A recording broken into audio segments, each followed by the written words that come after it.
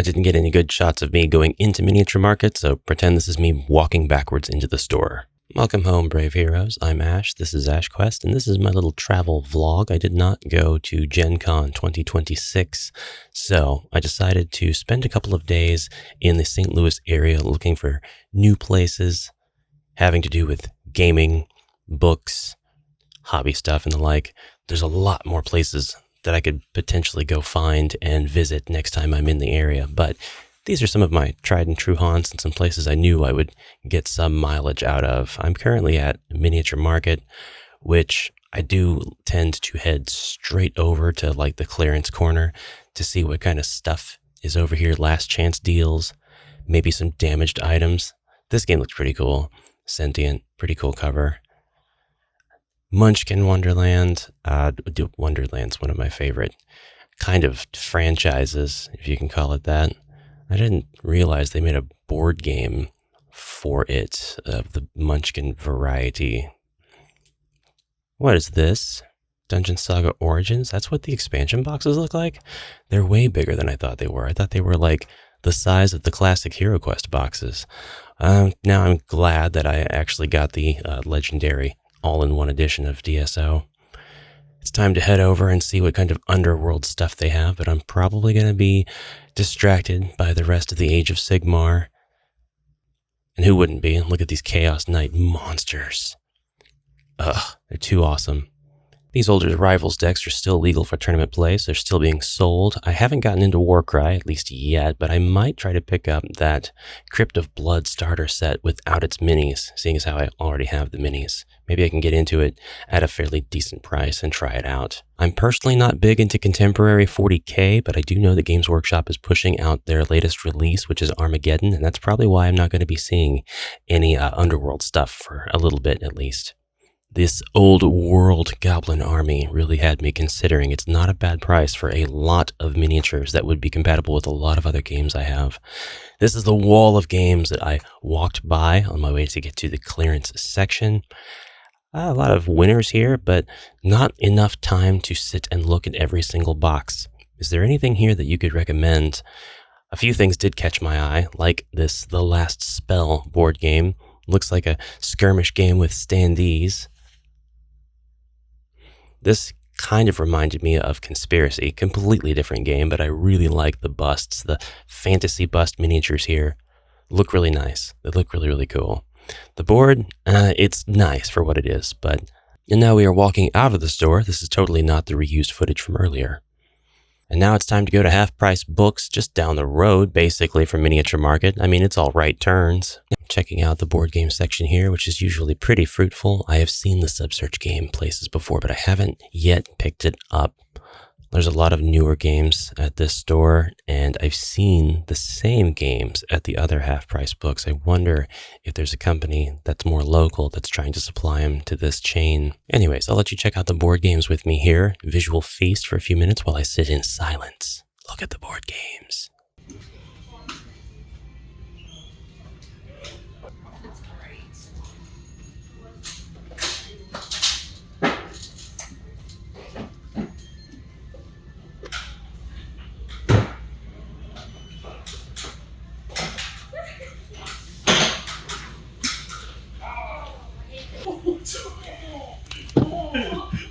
So we are pretending like I didn't see it? Yes. Okay. Because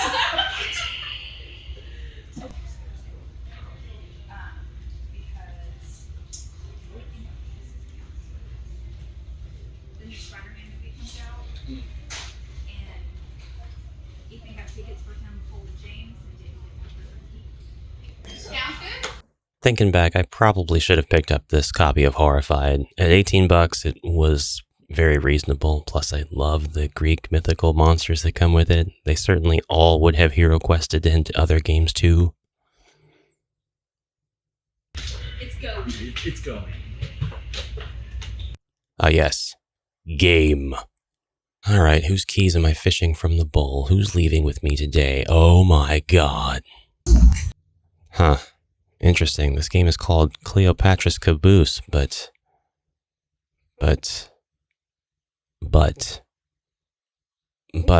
don't see a caboose. It's time for the picture books, graphic novels, and some degenerate manga. I love manga, but there's just fewer and fewer titles that I'm interested in even checking out each year. I kind of skim this section to see if anything pops out at me, but anymore, I just can't make the time to explore to see what I would like. Mad Magazine books. Would you believe me if I said I actually had a couple of these in my childhood? Oh, Crazy Cat. I haven't seen you in decades. Literally.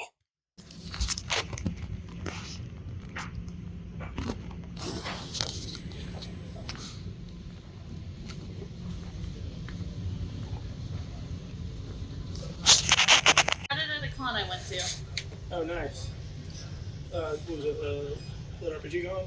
No, it was a horror con in Oklahoma City. Oh, okay, cool.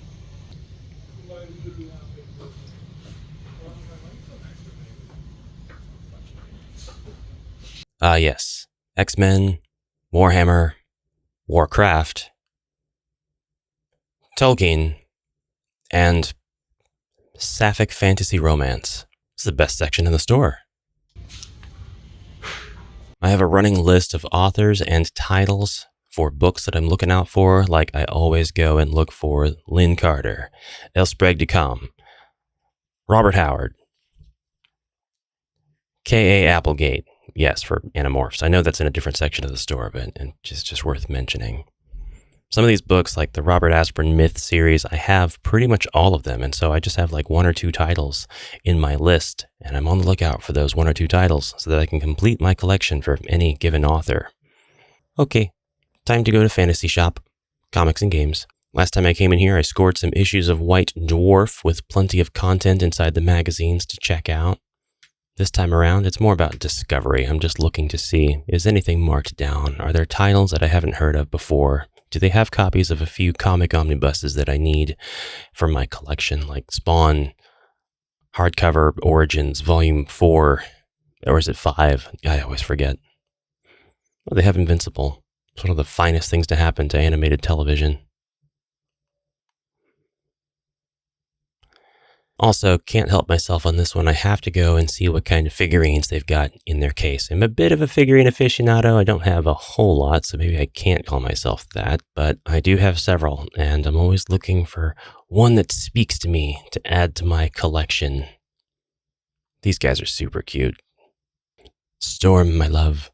I haven't really bought any board games from here before. I've gotten some components from the clearance area, but I do like to come over and skim the board game section. See what's new, see what I'm missing, if anything. Then I head back to look and see if they have any clearance Underworld stuff. There is the starter set for Warhammer 40k. It's still a little bit above my price range for a starter set, but I'm tempted to check it out. And there's Armageddon, the flagship 40k game right now. Ooh, that's cool. Whatever that is. Cases that I will never use. And check it out, they've already got a Battle Sisters box for Armageddon. If I walked out of here with just one thing 40k related, it would probably be this. I love those Paragon battle suits. So cool.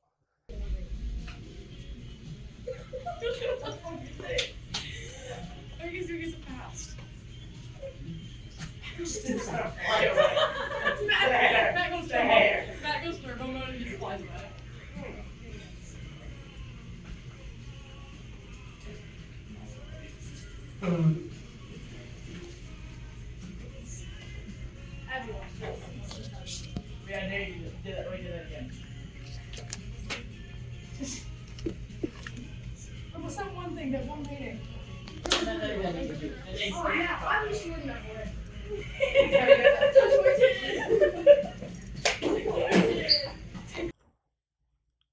Oh, no way. Step into the world of Shadow Dark? Man, I can't wait to pilot my mobile suit Zaku. Be born quirkless?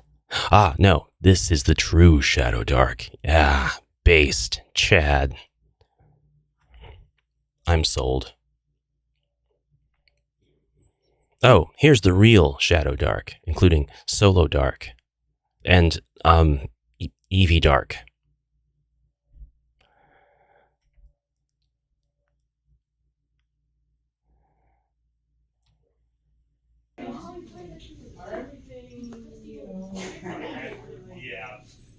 because I've always had like 4 different titles going on at the same time.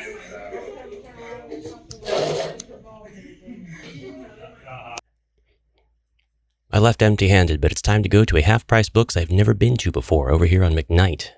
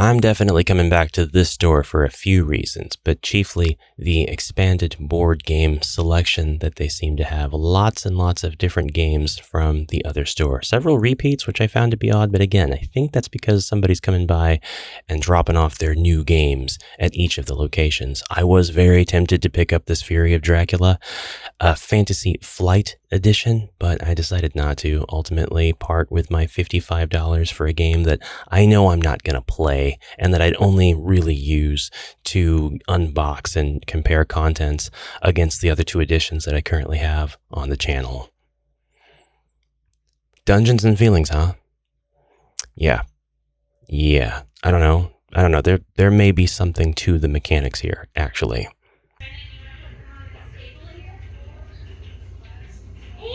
Yeah, I can't actually hate on how this is structured. Using cards to generate questions. I'm kind of on board with it.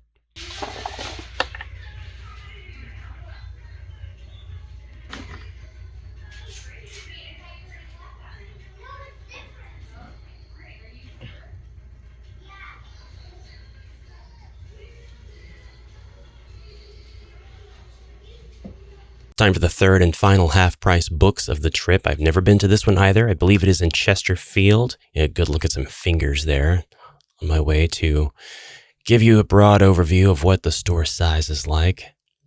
Kind of what's going on here. These are all very, very different as far as vibes go. And I think this one's got the least amount of vibes for me. I don't know that I would come back to this one. Although, interestingly enough, it is the only one where I left with something for myself, which you will see here very shortly. It was pretty cool to see this out in the wild. I kind of sat on picking this up. I did not ultimately leave the store with it.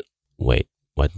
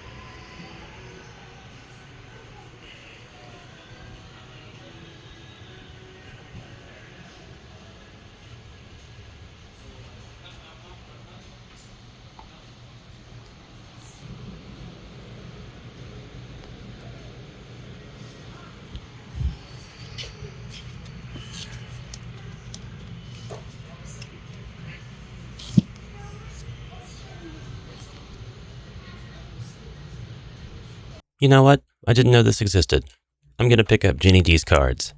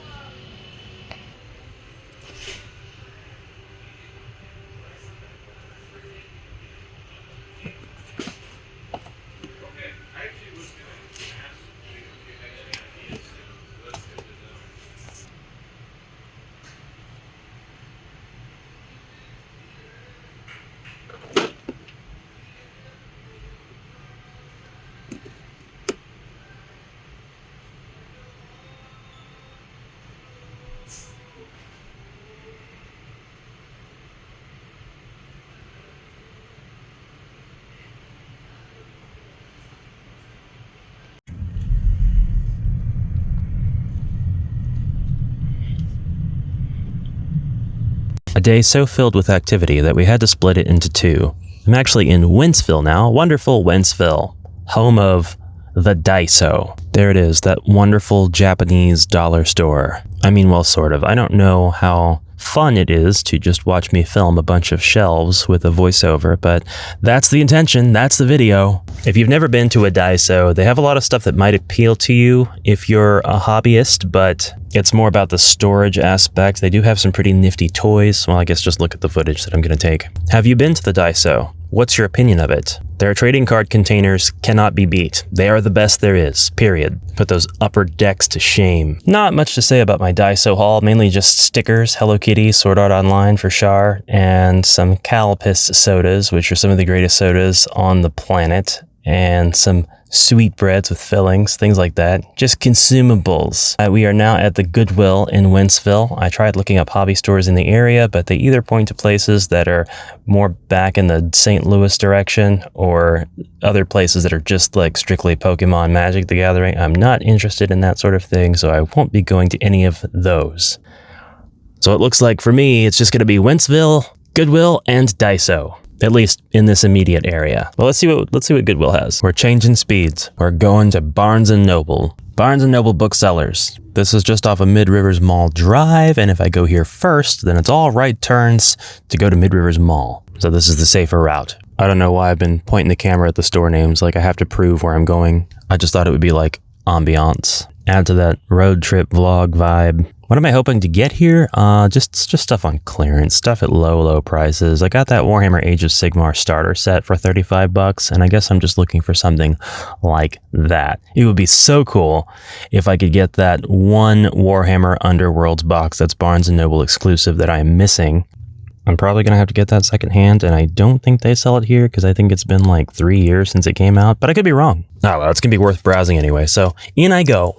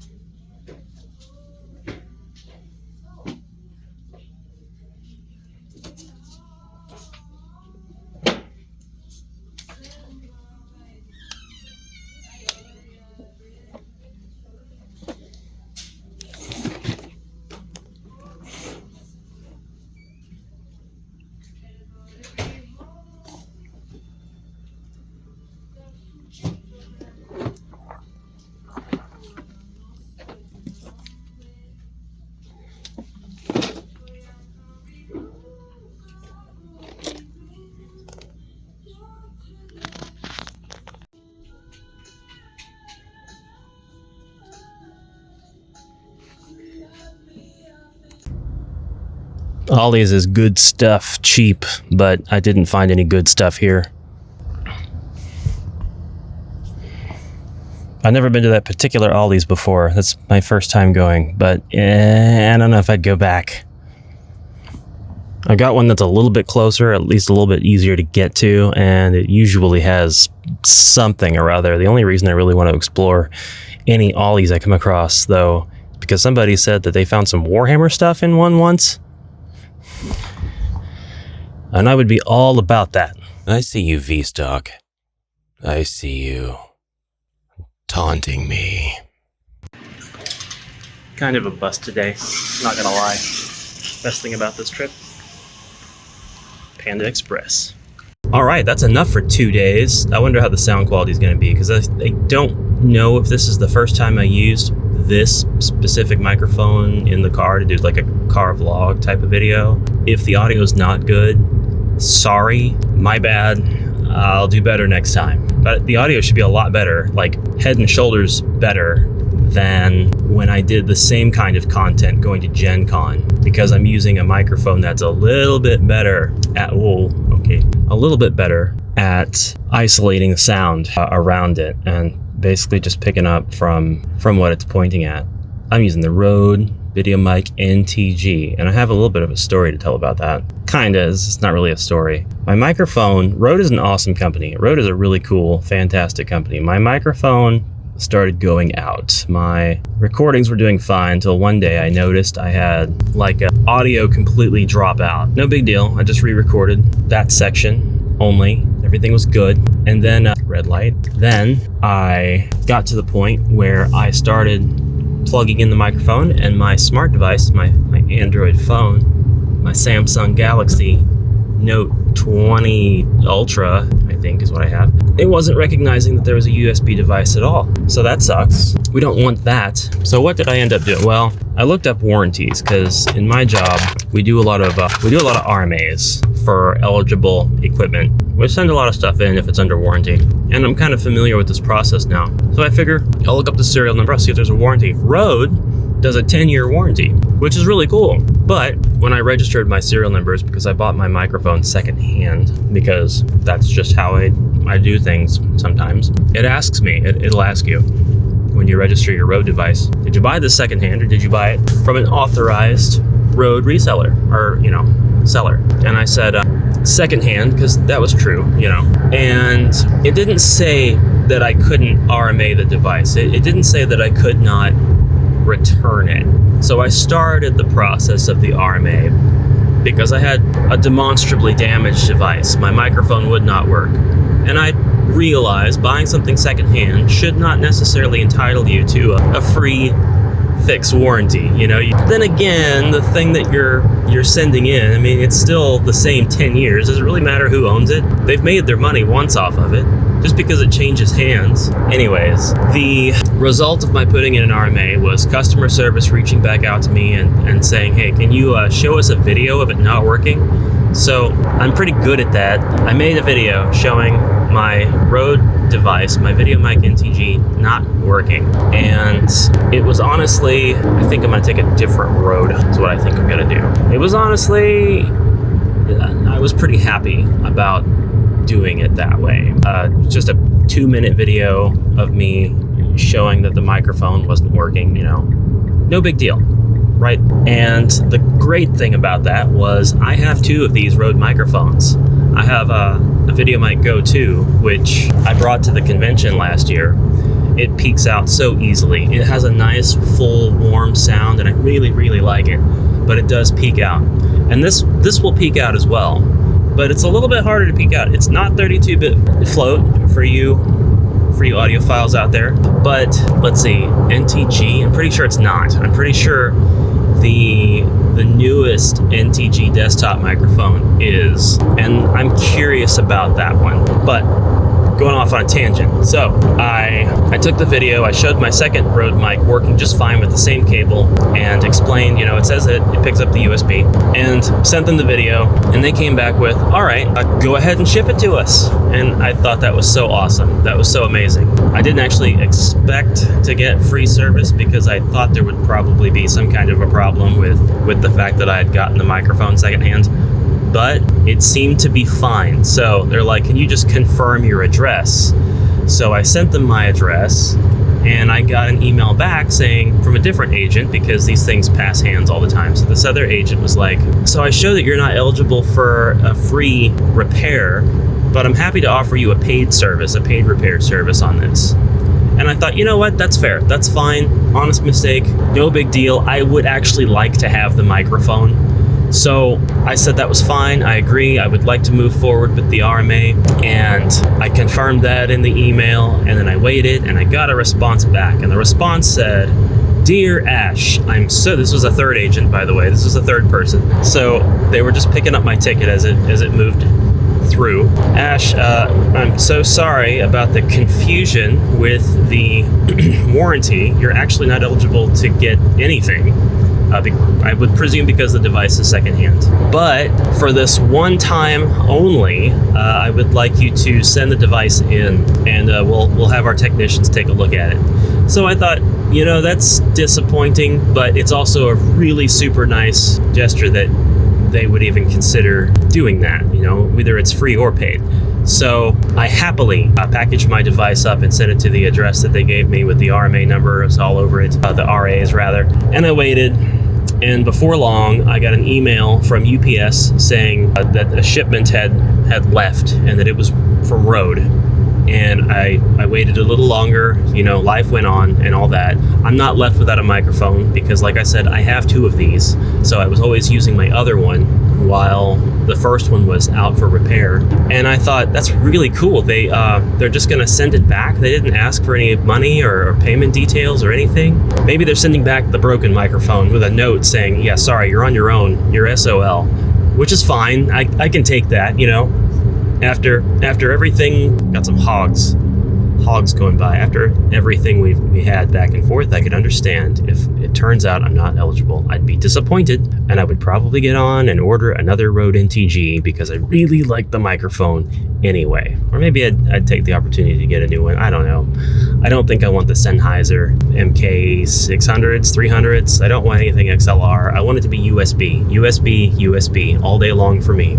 Because I don't use a camera, I use a smartphone. But anyway, the package gets in and it's huge. And when I sent them the microphone, I only sent them the microphone device itself. I did not add anything to the package, no wires. The Rycote mount I didn't send because I figured they would just not need it and not use it. And there's no point in sending all the accessory stuff, even if it's Rode brand, because they're not gonna use it. Why would I make them you have to touch everything and send it back, But there was this huge box that they sent back, and I'm like, why did they send a huge box back? There was no need for that. And I opened up the box, and inside, no explanation, no notes, no email, was a brand new sealed box Rode VideoMic NTG, which is the same one that I sent out, the same one that I use for every single video that I do where I have the camera pointing down at the table.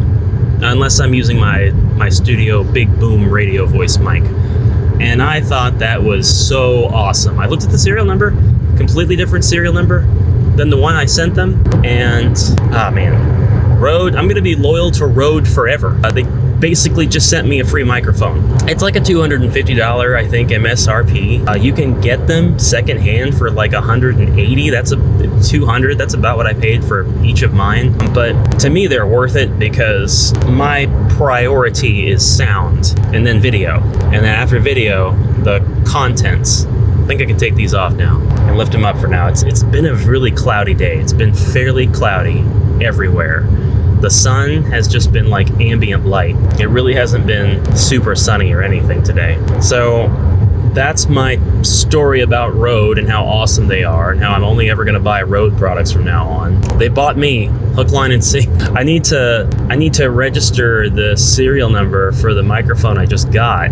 I'm fairly certain that will begin a 10-year warranty, and I'm pretty much secure for audio for the rest of my video content making career. Of that I'm sure, because I don't think I'm going to be doing exactly this in 10 years. I could be wrong, but at the end of 10 years, no matter what, I'd probably want a different microphone anyway, just because I'm sure they would have made a lot of new, better ones. I don't know. I think we've pretty well peaked with microphone technology, and any improvements that you could make to your personal setup or your professional setup are more than likely just going to be different configurations of what already exists. So anyways, Rode is awesome. Rode is so awesome. And other than that, I'm using the existing Rode microphone that I had, though. I took the new one and I attached it to the assembly that I have on my desk. So I've got my Rode microphone that I always want on my rig that looks down at the table, my overhead. And then I have one that's goats, and a donkey. And I have one that is mounted on a rig, a very small micro rig or whatever that's on my desktop. So I can seamlessly switch my video from desktop to the overhead on my game table. And I can do this without changing the position of the microphones involved at all. And the microphone that's over my game table is on a ball mechanism that locks in place, so that when I feel like standing up and unboxing something on the table, I can do that, and I can take the ball basically and unlock it and turn that microphone up to point at my mouth, and then I can lock it back in place since I'm now in a different position. I'm standing up instead of sitting down. So that's enough microphone stories. I did a lot of stuff, probably more travel than anything today. I really wanted to check out that Age of Annihilation battle for the, I forgot what it was called, the spring, the white spring, the bright spring, battle for the wellspring game of all time, Heroescape. That's the word I'm looking for. But the MSRP at Barnes & Noble is like $45, which if it's an exclusive, then fine, whatever. I probably just would have bought it. I would have headed back in there, got it, and left, because I stepped outside, and I'm like, let me look this up, because I realized that's actually a standalone game. It's not the huge like box set with all of the main armies that you can get. It's not an expansion. It's just perfectly compatible with whatever else you have because it's a standalone game. It's really entry level. But it came with tiles, and I want the tiles. I want the tiles because I want to incorporate them into my Magic the Gathering Arena of the Planeswalkers rules, which I'm sure a lot of you folks that have played Arena have probably done. And I feel like if I get a game to unbox and maybe to play, and then maybe to sell off the components at the same time, and then I just get a bunch of tiles that I can throw into my Arena of the Planeswalkers boxes, that's a win-win-win. And then I can do videos about the expanded Arena experience, which I would really like to do. So that's my plan there. But I didn't end up getting the box because it turns out it's not exclusive to Barnes & Noble, and I really don't have a huge reason to get it for that price when I can get it for like $32-$33. I think I found it on both Walmart and Amazon. It sucks because I would rather support Barnes & Noble, but I don't know. I probably just should have bought it while I was at Barnes & Noble. I feel kind of silly not doing it because then I would have had the immediate gratification. Not that I need that. I do not need immediate gratification. I'm still trying to catch up with unboxing games for the channel that I have not had the time to unbox up until now. I am really happy I got that HeroQuest Will It HeroQuest Mighty Empires video done because that one was eating away at my soul. I was like, I really want to get these two boxes on that table and show off how I would crisscross these games, get them all applesauced. And thankfully I had the wherewithal and the focus one morning and nothing else pending that I had to get done. And I got it. I got them all lined out, got the video done. You may have seen it by now. If you haven't, it's upcoming because I did it last week and I took today off so that I could